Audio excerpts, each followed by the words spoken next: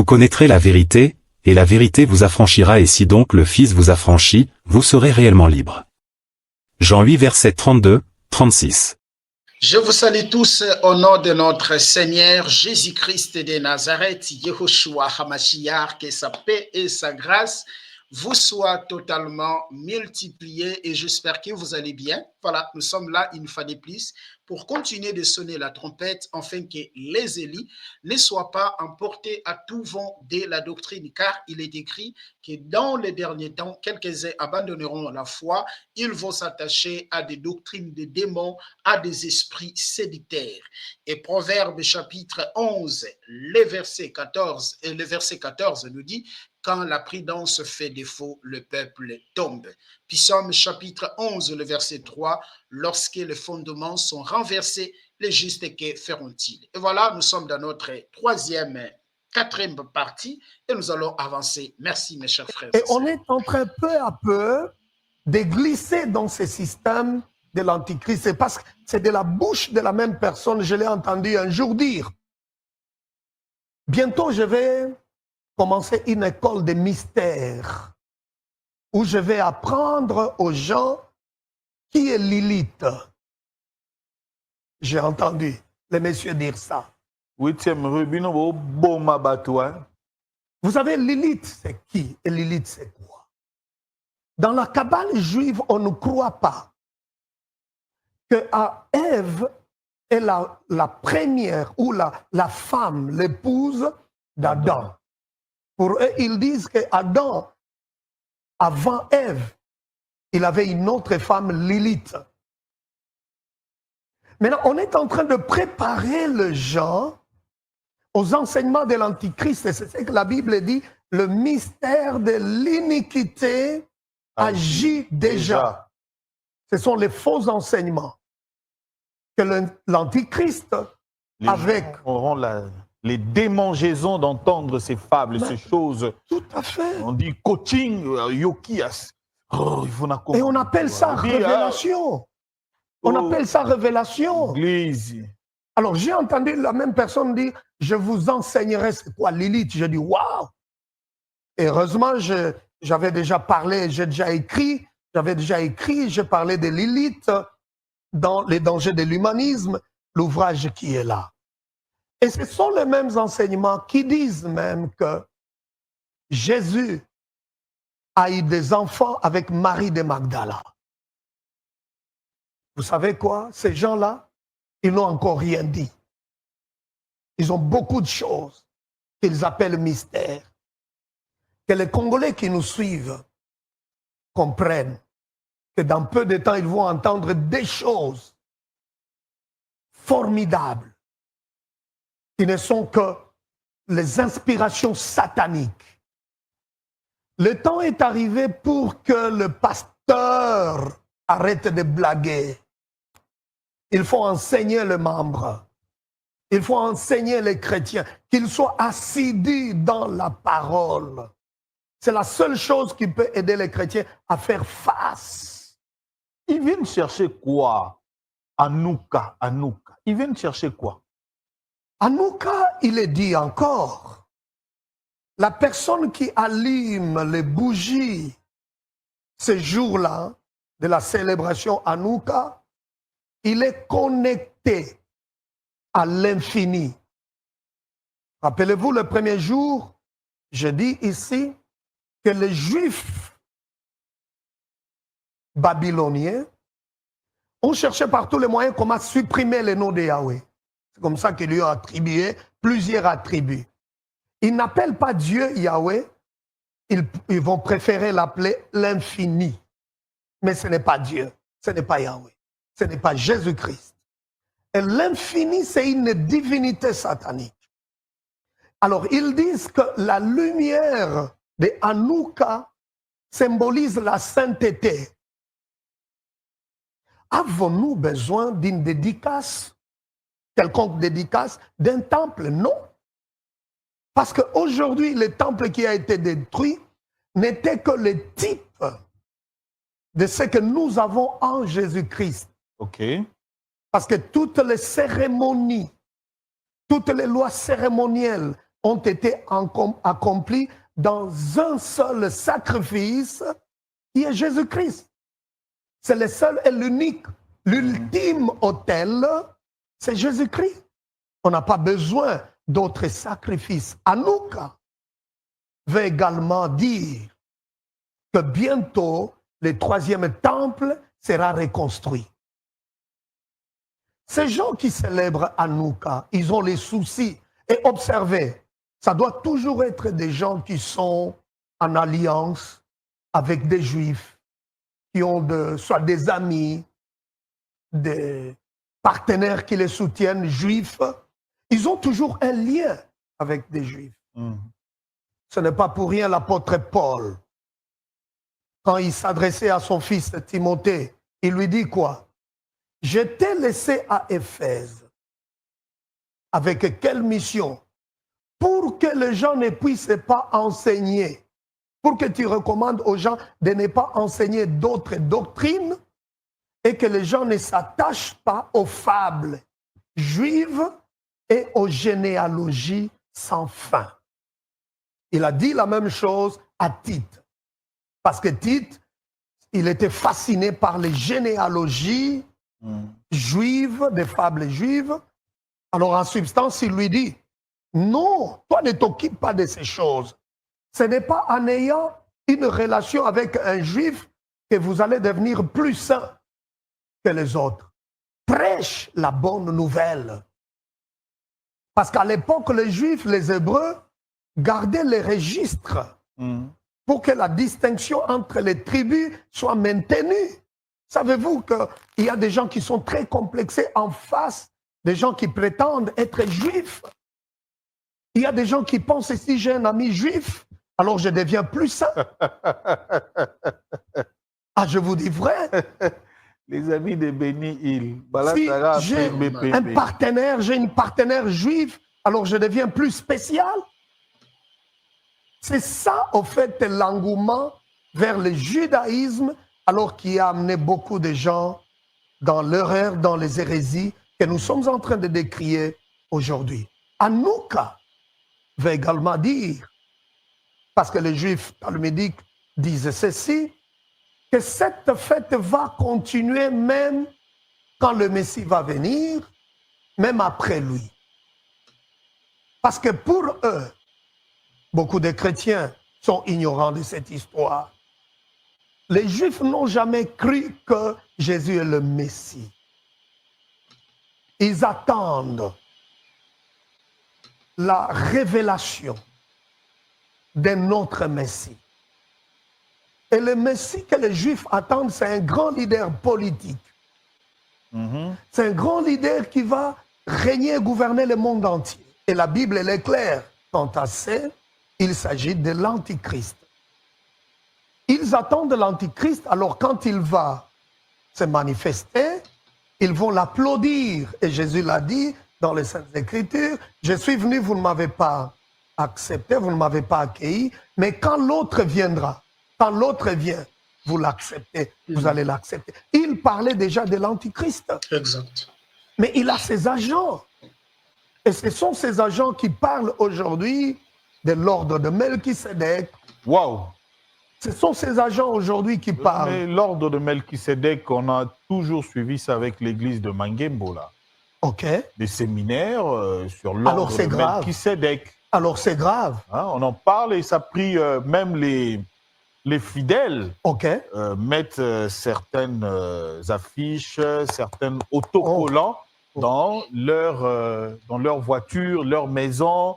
Vous allez passer, vous trouvez, ici c'est l'ordre de Melchisédek. L'ordre de Melchisédek. C'est un peu partout, c'est le vent. Wow. Donc je pense que Bozomona, À Kinshasa. phénomène ou à Kinshasa, tous ceux qui sont du Mangembo, a toujours ordre de Oh mon Melchisédek. Dieu. Oh Et mon c'est Dieu. répandre un peu partout et pas Batebele. Le pasteur Espérance Mbakadi doit quand même nous expliquer pourquoi on soumet tous les gens dans l'ordre de Melchisédek là. J'aurais souhaité, s'il y a une telle occasion pour un débat contradictoire, que nous puissions aider les enfants de Dieu. L'ordre de Melchisédek, d'ailleurs, pour eux, ils disent Jésus est dans l'ordre de Melchisédek. Entendez-vous cette subtilité? La Bible dit Jésus selon l'ordre de Melchisédek. Mais eux disent Jésus dans l'ordre de Melchisédek. Qu'est-ce que cela veut dire? Qu'il y a plusieurs Melchisédek. Et Jésus est dans cet ordre. Et les gens qui défendent cette hérésie diront toujours il y a un ordre de médecins, il y a un ordre pour les avocats. Alors, ils veulent comparer l'incomparable pour dire que Jésus aussi est dans l'ordre de Melchisédek. Ce qui veut dire, pour ceux qui défendent cette hérésie, cette abomination, si Jésus est dans l'ordre de Melchisédek, ce qui veut dire qu'il y a un autre plus supérieur que lui. Et qui est le plus supérieur que Jésus? Pour ceux qui sont dans l'ordre de Melchisédek, ils appellent ça la sagesse. J'ai vu dans certains pays où je suis passé les écoles de sagesse. Ici au Congo, dans Ici la même église, le moi qui ordre de Melchisédek et puis est commis les écoles de sagesse. C'est dangereux. Un chrétien ne peut pas. Biso école de sagesse wana avec l'église de Mangembo, Espérance Makadi. Lelo ezuyo ordre de Melchisédek. Pour eux, la sagesse n'est pas un attribut de Dieu. Pour ces gens qui sont dans l'ordre de Melchisédek, la sagesse, c'est une divinité qui est même supérieure, plus grande, qui est plus puissante que Jésus, parce que pour eux, Jésus est dans l'ordre de Melchisédek. Il ne donne pas cette importance que nous connaissons de Jésus. C'est triste. Je répète, il ne faudrait pas que le chrétien tombe dans le fanatisme. Quelqu'un qui ne défend pas la sainte doctrine, qui ne défend pas Jésus-Christ, quittez, fuyez. Personne ne vous sauvera. Personne n'est mort à la croix pour vous. Il n'y a que Jésus.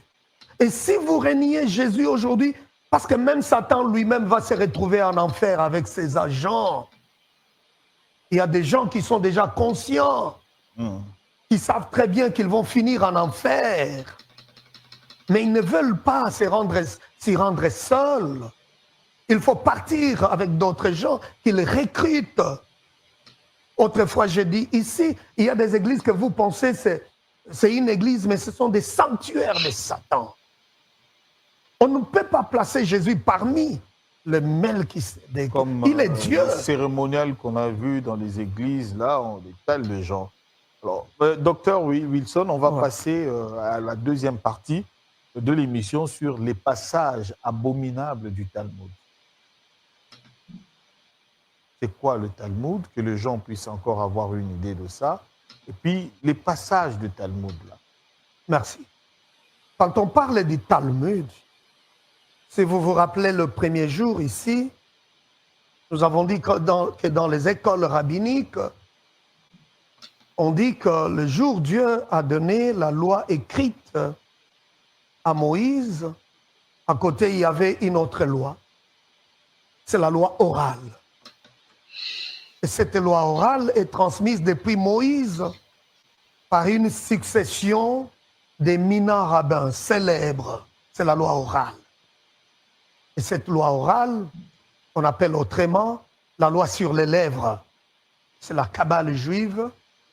Cette loi orale, il faut sélectionner quelques personnes pour les initier, parce qu'on n'enseigne pas comme ça. On dit la Bible est codée, alors il faut avoir la connaissance de la loi orale pour bien comprendre. Parce qu'eux, ils disent pour la plupart que la Bible est écrite à partir de la Kabbale. Et c'est la Kabbale qui détient la clé de comprendre la Bible. Est-ce vrai? Cette histoire est venue plus tard, pour ceux qui auront l'occasion de lire Les dangers de l'humanisme, au XIVe siècle, lorsque l'humanisme va envahir l'Europe, il cherchait par tous les moyens comment détruire l'orthodoxie de la parole, et pour que les enseignements de la Kabbale juive soient incorporés dans le christianisme pour enseigner les chrétiens, c'est alors que certains chrétiens qui sont devenus kabbalistes commençaient à dire que personne ne peut comprendre la Bible sans l'appui, sans l'apport de la Kabbale juive. La Kabbale aidera les gens à comprendre ce qui est écrit. Vous voyez le danger à partir de là. Exact. Voilà. Voilà. C'est ainsi que vous avez des gens aujourd'hui qui vous disent clairement, non, la Bible, vous ne pouvez pas la comprendre comme ça. Elle est codée. Elle est codée. Des chiffres, des versets, de mots. Là encore, il faut faire très attention avant qu'on parle des passages abominables. Je suis toujours dans les Talmuds. Vous avez tous ces gens, prophètes entre guillemets, qui viennent un peu passer chez vous et puis il dit, je vois ici 10, 9. Les chiffres 10. Les chiffres. Je vois tel numéro, 0, 89, 38, 40. À qui appartient? Est-ce que moi, j'ai oublié mon numéro de téléphone pour que ça sorte de la bouche d'un prophète? Dieu parle avec précision. Oh, je vois le nom de tel. C'est qui là? Oh, c'est ma tante. Est-ce que j'ai oublié le nom de ma tante? Pour que je vienne dans l'église et que ce soit une prophétie? Pendant que vous parlez, Dr Wilson, il y a un nom est Serge Lokondo. Qui connaît Serge Lokondo ici, dans la salle? Qui connaît Serge Lokondo? Wow. Ah, c'est notre caméraman. Ah, docteur, vous pouvez continuer. C'est le caméraman. Avez-vous oublié le nom de Serge Lokondo pour qu'on fasse intervenir un prophète? Ça édifie à quoi? Écoutez, bien-aimés. La prophétie exhorte, édifie, encourage. Quand quelqu'un vient donner le nom d'une personne, ça édifie l'Église en quoi? Quand quelqu'un prophétise la mort d'une célébrité congolaise, en quoi ça édifie l'Église? Quand quelqu'un va parler de la mort, je ne sais pas, de pape ou machin, ça édifie l'Église en quoi? Parce que toute prophétie doit édifier l'Église. Ça doit exhorter. Mais aujourd'hui, vous avez des gens comme ça. Une célébrité décédée, auquel le Seigneur m'en avait déjà parlé. Mais ça nous édifie, nous, en quoi? Des gens qui veulent entrer dans les rêves des gens. Et quelqu'un qui dit, non, non, je rêvais la nuit, mon pasteur, ou le pasteur qui dit, j'ai rêvé, j'étais dans le rêve du chef. Ça édifie l'Église en quoi? Que l'Église soit à même de faire la différence entre la divination et la prophétie. C'est là qu'il y a le problème. Alors, les Talmuds, plus tard, comme nous l'avons dit, a été confié dans l'écriture vers le 3e siècle de l'ère chrétienne. On a parlé de la Mishnah. Après la Mishnah, c'est le Talmud. Le Talmud, il y a deux versions. Il y a le Talmud palestinien qu'on appelle le Talmud de Jérusalem. Mais le plus dangereux, c'est le Talmud de Babylone, qui a été achevé en Babylone. Ce sont les enseignements ésotériques, les enseignements babyloniens qui ont apostasié le vrai judaïsme. Ce que les gens ne comprennent pas, c'est l'occasion de dire à tous ces fanatiques avec les juifs rabbiniques, avec le sionisme, il est temps de quitter. Il est temps de sortir. Avec votre permission, allez-y. Je peux lire quelques passages abominables du Talmud. Il y a des passages contre Jésus-Christ. Il y a aussi des passages contre le christianisme. Dans quelques passages que je peux ramasser ici, par exemple, dans le judaïsme, dans le Talmud babylonien, qui est le plus mauvais, Shabbat 104b, c'est lu comme suit. Jésus, c'est un idiot. Et on n'apporte pas de preuve des idiots. Moi, je vous pose la question. Jésus qui est mort à la croix pour moi, mon sauveur, comment un jour aller m'allier, entrer dans une alliance avec quelqu'un qui traite mon sauveur idiot. C'est juste, ça ce n'était qu'un verset. Donc ici, il est assez clair que tous ces passages talmudiques sont anti-chrétiens. Parce que ça ridiculise même la naissance virginale de Jésus. Un autre passage, Sanhédrin 43a, dit ceci: la veille de la Pâque, ils ont pendu Jésus de Nazareth. Jésus a pratiqué la sorcellerie. Il a incité et égaré Israël. Jésus de Nazareth méritait-il de chercher un argument en sa faveur? Il était un séducteur. Et la Torah dit, vous n'épargnerez pas. Tu ne les cacheras pas non plus. Et puis il dit que Jésus se retrouve en enfer en train de bouillir les excréments des rabbins parce qu'il avait refusé les rabbins, parce qu'il avait parlé en mal des rabbins. Je me pose toujours la question. Les gens qui entrent dans cette alliance sioniste chrétienne, sont-ils au courant de toutes ces choses? La Bible est claire, le mystère de l'iniquité agit déjà. Est-ce que les gens se posent la question, pourquoi ces gens ont de la haine à ce niveau-là contre notre Sauveur? Pourquoi?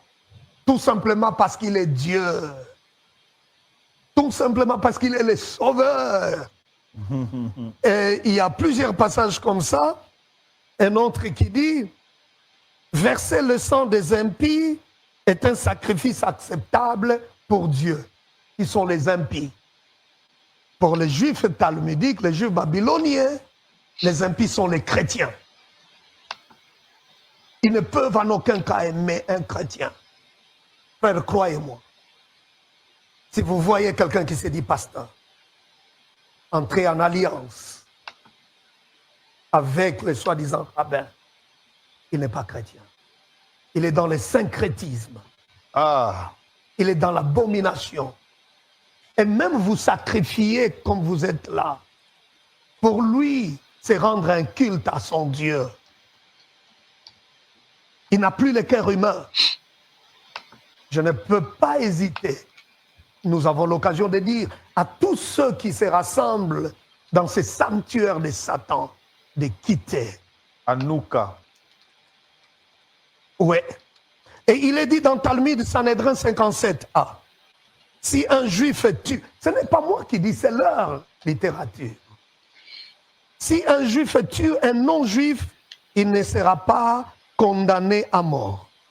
Si un juif tue un non-juif, ce n'est pas un péché. Et le Zohar dit ceci, le taux de natalité des non-juifs doit être matériellement réduit. Zohar 1,25a dit ceci, les non-juifs devraient être exterminés parce qu'ils sont des idolâtres. Talmud de Shoshem Ram 26.1 dit ceci, un juif ne doit pas être poursuivi par un tribunal non-juif, par un juge non-juif ou par des lois non-juives. Les juifs doivent détruire les livres des non-juifs. C'est pour cette raison que le Nouveau Testament est détesté et haï. Bien-aimés, nous vivons pour le Seigneur et nous mourrons pour lui, nous qui l'avons accepté. Ceux qui nous ont précédés, les apôtres, les pères de l'Église, ont défendu la vérité.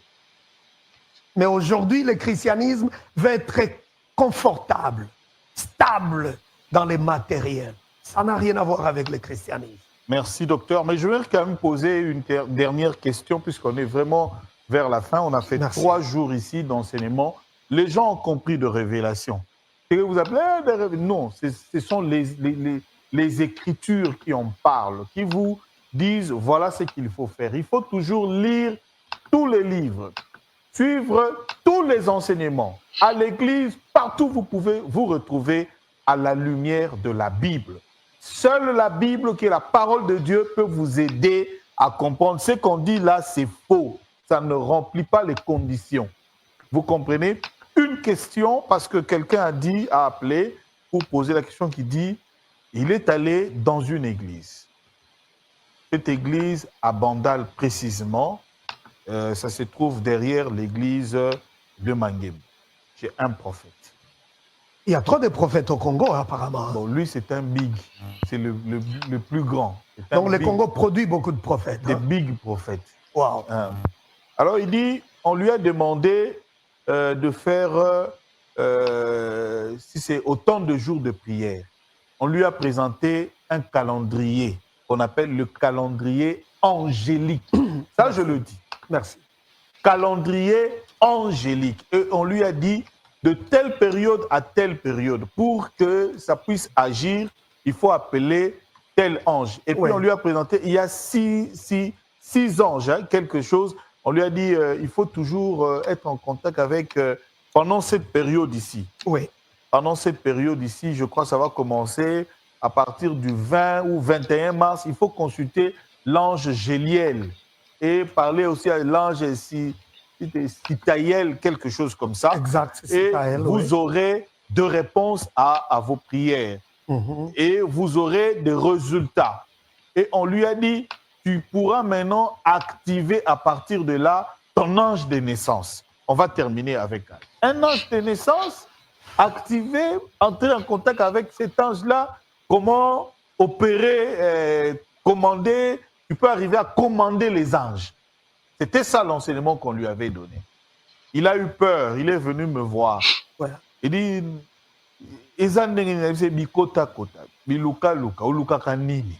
vous avez des gens aujourd'hui, pour prédire votre avenir, ils ont besoin de connaître les jours de votre naissance.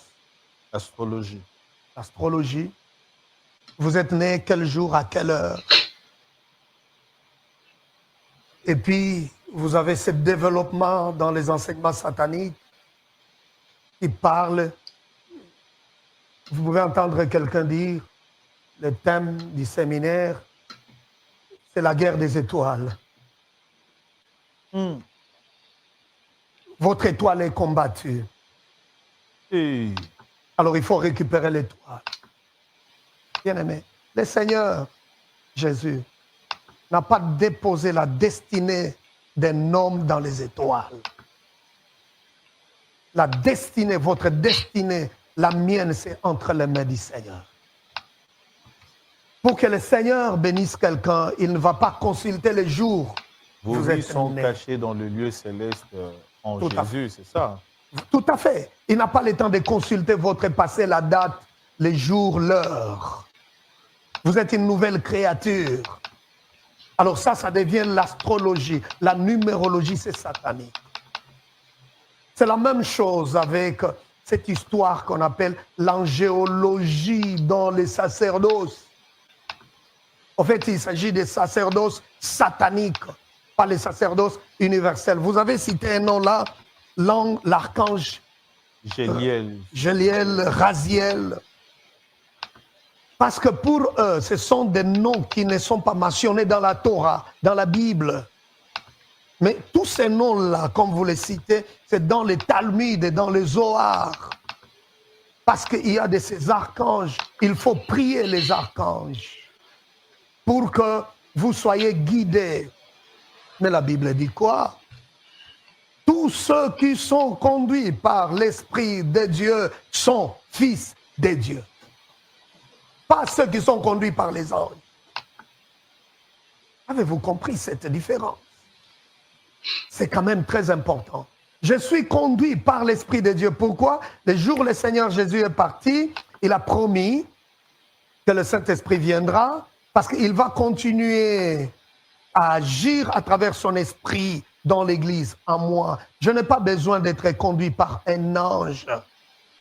Donc il y a des gens qui exposent leur destinée aux démons. Il y a de ces archanges-là ou des démons déguisés pour la guérison, Et certains, on vous dira, ok, vous avez besoin d'un mari. Et nos sœurs aussi fassent très attention, parce qu'elles tombent facilement dans les pièges. Un prophète peut lui dire, ok, je vais activer un ange pour que tu aies ton mari. Et voilà, dans 10 jours, tu auras quelqu'un qui viendra. Effectivement, dans 10 jours, quelqu'un vient. Apparemment, il est très romantique. Parce que celui-là ne vous dira pas qu'après quelques jours, je vais détruire votre destinée. Il y a aussi des gens qui ont les problèmes de stérilité. Au lieu de prier, de demander à Dieu, ils vont chez les prophètes et les prophètes activent son ange, activent son démon. Et puis, après quelques jours, la sœur est enceinte. Et dira quoi? Ah, ça c'est un homme de Dieu formidable. La Bible dit ceci. Si quelqu'un, même s'il peut prophétiser, les choses se réalisent. Et après quoi? Il vous montre d'autres dieux. C'est un imposteur. Cet enfant que vous recevrez de tous ces gens-là, ce n'est pas la bénédiction de Dieu parce qu'il ne vient pas de Dieu. Et plus tard, cet enfant vous causera des problèmes sérieux. Quand quelqu'un qui se dit serviteur de Dieu, mais vous met en contact avec les anges, fouillez. Ce ne sont pas les anges de Dieu, ce sont des démons déguisés. C'est clair. Et c'est ce qu'on appelle sacerdoce. Il y a tous ces démons-là qu'on active dans leur vie. Et il n'y a plus Christ dans tout ça. Parce qu'il ne parle plus de Jésus, ce sont les anges.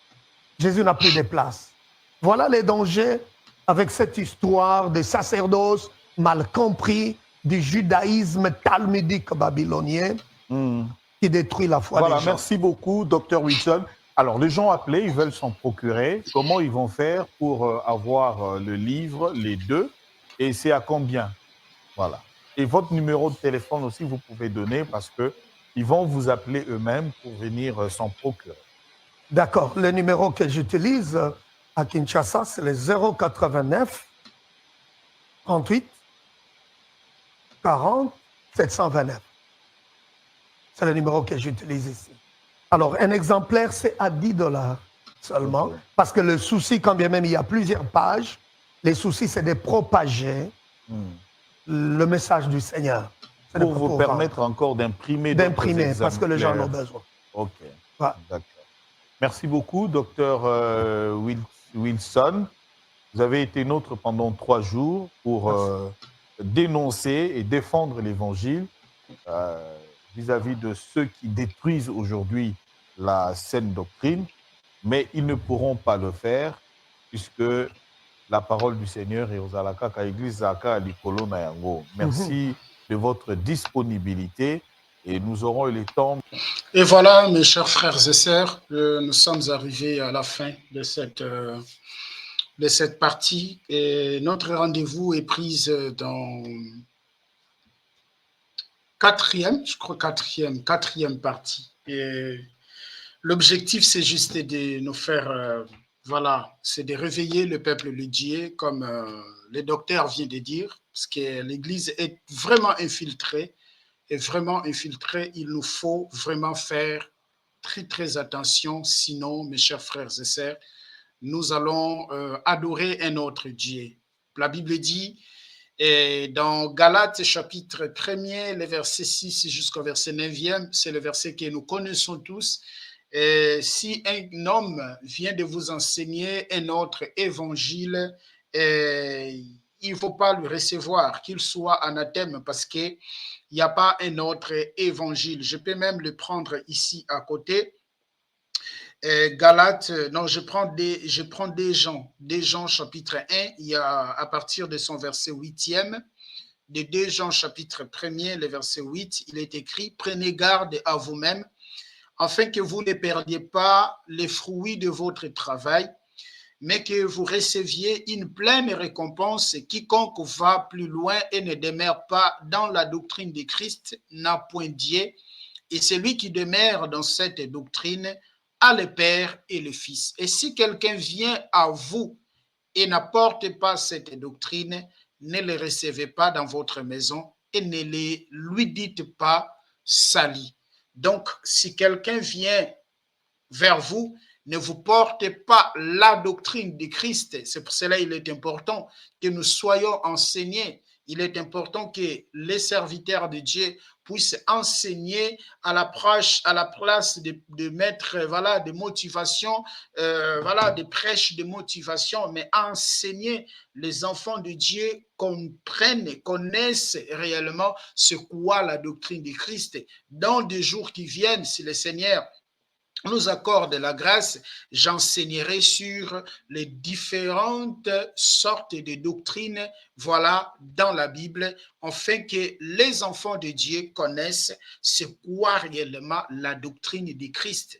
Parce que la Bible nous parle de la doctrine de Moïse, la Bible nous parle de la doctrine des hommes, la Bible nous parle de la doctrine du judaïsme également, la Bible nous parle de la doctrine de Jézabel, la doctrine des démons. Donc, il y a plusieurs doctrines, mes chers frères et sœurs, où nous allons parler, où la Bible nous alerte, que je dirais bien, sur la doctrine du judaïsme, sur la doctrine de Jézabel, sur la doctrine de Balaam, voilà, sur la doctrine des Nicolaïtes. Donc, nous aurions, voilà, dans des jours qui viennent, cet enseignement, et plus particulièrement, on va vraiment creuser sur la saine doctrine. Il faut que nous ayons la capacité de comprendre ce qu'est la doctrine du Seigneur, ce qu'est la doctrine de Jésus. Lorsqu'on parle de la saine doctrine, c'est quoi la saine doctrine? C'est quoi la doctrine de Moïse? Afin que, mes chers frères et sœurs, nous ne soyons pas emportés à tout vent de la doctrine, raison par laquelle on a des frères aujourd'hui qui mélangent la grâce et la loi. Il mélange la grâce et la loi. Pourquoi? Parce que c'est un verset dans la Bible et donc pour lui, et c'est normal, voilà, parce qu'il a trouvé ça dans la Bible et ils peuvent les pratiquer. Comme aujourd'hui, les gens qui défendent la polygamie, non, Abraham était polygame, dans la loi, Dieu avait permis que l'homme peut ajouter une deuxième femme, voilà.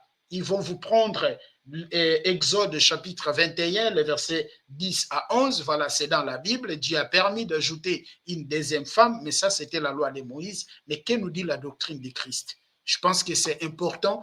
Nous allons y revenir et enseigner là-dessus, en fait que nous soyons éclairés. Merci beaucoup, que le Seigneur Jésus-Christ vous bénisse et notre rendez-vous est pris dans le 4e vidéo. Voilà. Il y a plusieurs émissions que je vais partager avec vous sur toutes ces pratiques occultes qui se font aujourd'hui au milieu de nous, afin que les élus ne soient pas emportés à tout vent de la doctrine. Merci beaucoup. Soyez tous bénis. Que la paix et la grâce de notre Seigneur Jésus-Christ vous soient totalement multipliées. Et merci beaucoup. Au revoir. Merci. Likez la vidéo si elle vous plaît, et si vous êtes nouveau sur la chaîne, n'oubliez pas de vous abonner et d'activer la cloche de notification afin de ne rater aucune de nos vidéos.